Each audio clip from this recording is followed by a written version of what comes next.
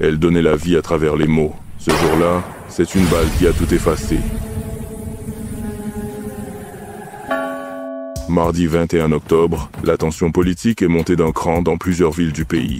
À Garoua, des affrontements ont éclaté entre les forces de l'ordre et des partisans d'Issa Chiroma Bakari, candidat de l'opposition. Résultat, plusieurs blessés et au moins 2 morts, dont Zouaïra, prise au milieu du chaos. Selon des témoins, la jeune institutrice traversait simplement la rue quand elle a été touchée par balle. Certaines sources parlent d'une balle perdue, mais pour sa famille, ce n'est pas un accident. Son père affirme qu'un homme armé a tiré à bout portant, juste devant leur maison.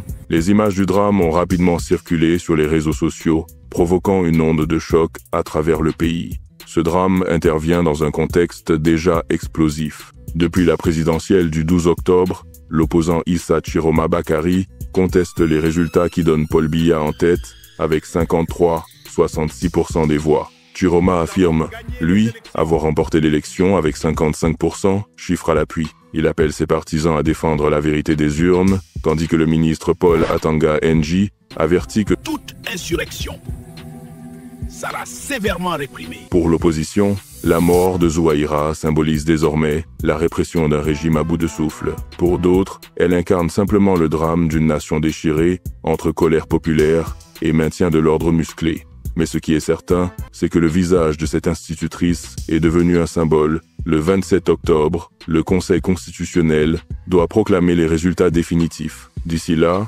les appels à manifester se multiplient à Garoua, Douala, Yaoundé, et dans chaque cortège, un nom revient sans cesse, Zouaïra. Parce qu'au-delà des chiffres, c'est désormais une vie ordinaire qui raconte le prix de la politique camerounaise.